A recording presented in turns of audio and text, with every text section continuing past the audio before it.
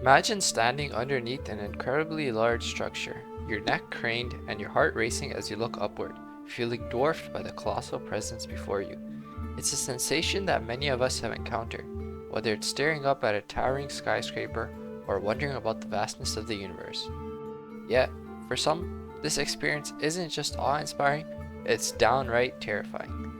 Welcome to the world of megalophobia, where the fascination with the immense is correlated with an underlying fear, a fear that we'll be exploring today.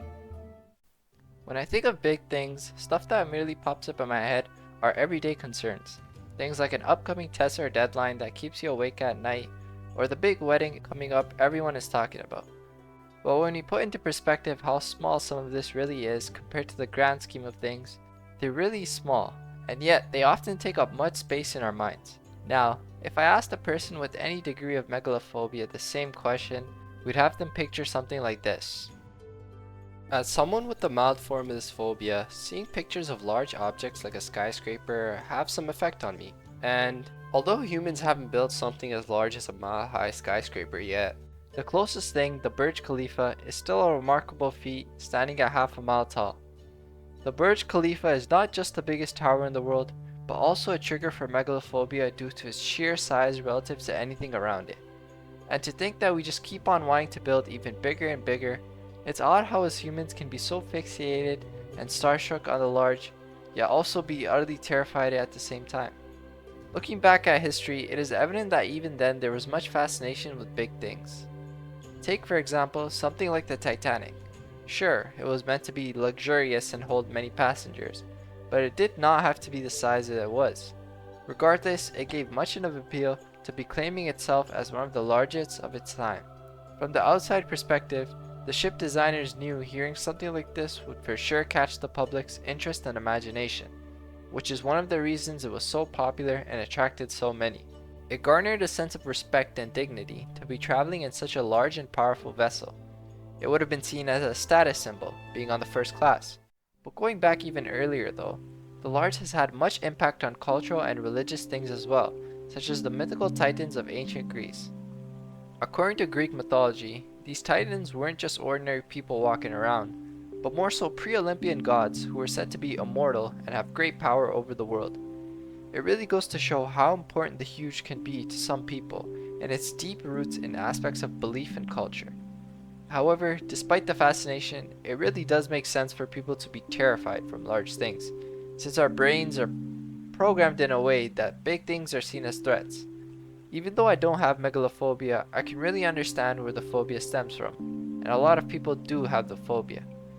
Imagine if you were walking past a normal sloth versus a giant sloth from the Pliocene period.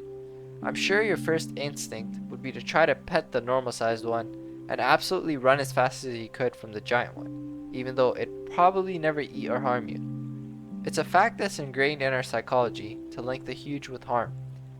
The threat of objects are a bit different though, like when we see a large tower for example.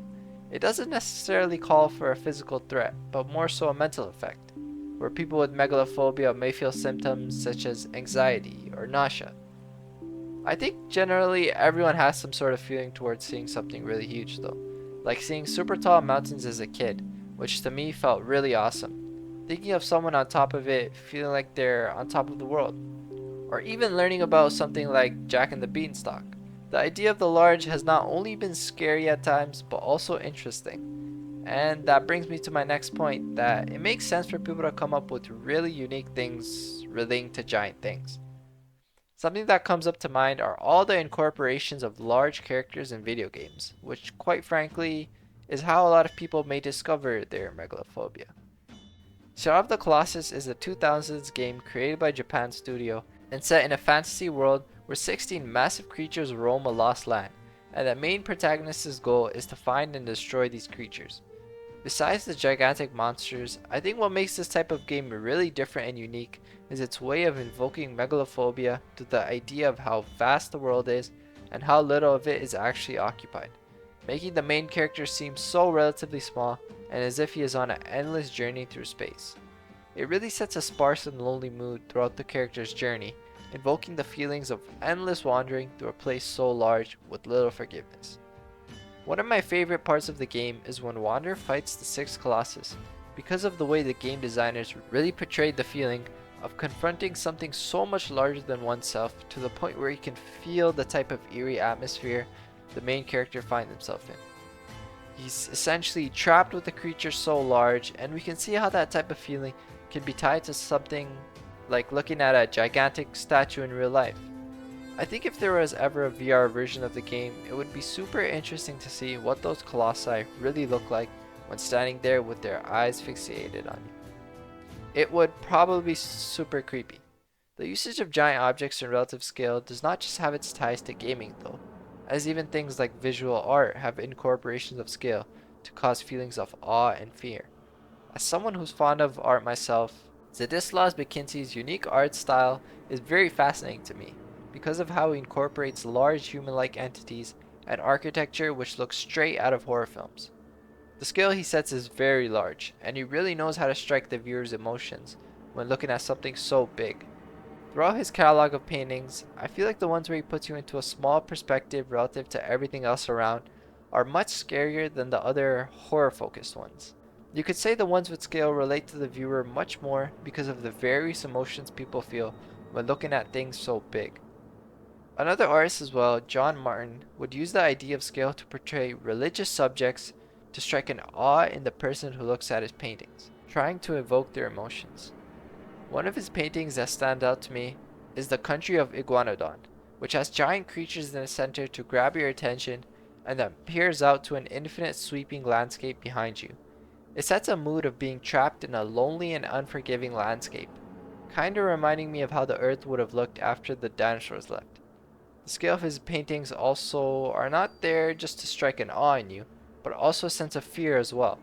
His vision of creating a fearful image to his art can really be seen through the canvas. And it makes sense why these artworks from both painters have been featured on the subreddit for Megalophobia. This idea of scale also applies to script play in movies though, where they create unreal scenes of size comparisons.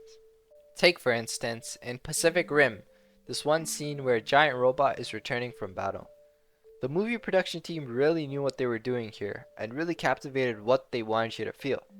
They used elements of lighting, positioning, and everything to strike awe and fear in the viewer. Now, I personally haven't watched the movie, but purely based off looking at this scene, it makes me feel a sense of worry for the tiny humans in the distance, wondering if the giant creature entails harm or not. The eeriness in the fog makes me suspenseful and empathetic to what happens next, hoping that the giant creature does no harm. Giant things in movies don't always have to be scary though. Like for example, when watching Iron Giant, I like how the message is that because something is so large and looks as if it obviously is meant to do harm, that's not always the case. Movies like The Iron Giant give a new perspective to us about the very large and opens up the door of acceptance when seeing them in films. Same as in Transformers, it all opens up the idea that just because something is enormous in scale doesn't always mean it's bad. Someone like Bumblebee is seen to be completely harmless, with scenes of him being goofy and clumsy and feeling sort of eye-leveled with the human characters. Characters like the Iron Giant and Bumblebee simply just wanted to be accepted and felt as if they were misunderstood, regardless of their giant scale. Now that's not to say that if a giant robot came out of nowhere, I would suddenly think he's friendly and non-harming because of these movies, but it's more so that it creates less of a link to anything large being harmful, and rather creates a more an accepting correlation in our heads. Moving away from fictional things though, megalophobia and the large have its implications on things here on Earth too. When we look at something like the ocean and its vastness and scale, it's perfectly reasonable to think why people would absolutely fear the ocean. I myself have a deep fear of being stranded in the middle of the ocean with absolutely nothing but miles and miles of water in sight. But there's a lot more aspects of fear in water that tie in with megalophobia. For centuries, humans have pondered about myths of gigantic creatures that would terrorize sailors on their quests across the sea. To think that beneath all the dark abyss and unknown terraform that stretches forever, there are massive predatory creatures is something that absolutely terrifies me. So it makes sense that humans have used the idea of gigantic monsters in the deep to scare each other for centuries and pass down the stories of those who live to tell the tale. I don't know if these mythical creatures really did exist though, like the most notable, the Kraken, but regardless, it is still interesting to learn and hear about them. Some speculate that the myths may actually be real because they had to have originated somewhere, while others think they're probably just sheer exaggerations of commonly known aquatic animals. Despite the fact of whether or not they existed though, there are still many sea creatures today that are living nightmares to me. When I see any picture of a basking shark, for example, it absolutely terrifies me. To think that if I was in the middle of the ocean and a creature that large with its mouth open would be around me is something straight out of nightmare. Even though it's said that these creatures are harmless to humans, it still would put me in a state of shock ever encountering anything like that. To me, it kind of correlates to the boss fights in Shadow of the Colossus or God of War, in a sense that imagining yourself in those scenarios would feel as if it's just you and the sea creature alone, and no one in sight. I think that's what is really terrifying about these large sea creatures. The fact that some of these can be larger than you can imagine, and having no relative scale but yourself in that scenario, is straight horror. Of course, that's not to say that all large animals are terrifying, like an elephant, but the idea of underwater large animals just have a different feeling. I think what makes the ocean so captivating to the idea of megalophobia, though, is that so less of it is actually discovered. I mean, sure, we know that there are some terrifying sea animals down there, but what else could really be down there, you know? With all the mythical stories we hear too, it's interesting to say the least to imagine what else lies down in the deep, places where no human has gone to. Which creatures from back in the mythical tales have evolved, and now in places where depths are unreachable, or are there new creatures that make the mythical ones seem less scary? The thought of it is just so thought provoking that you could think about it for time and time and not come up with a satisfied conclusion. I'm not implying that there are crazy sea creatures down there though, because we never really know until we go down to depths unexplored. But even then, the part of it that is explored still remains a trigger for all things megalophobia. Megalophobia is the phobia revolving around big things, but I think what really makes it stand out is when putting things to scale is involved. Stuff like humans relative to giant robots, or giant things in general, is something that makes perfect sense why people would feel a certain way. I think we all have some sort of reaction when seeing something very large though, and it's fascinating to see all the different points of views revolving around it. From tall skyscrapers, historical things, video games, and underwater, the fear of big things is something that many may not know about, but becomes so understandable once we really learn about it.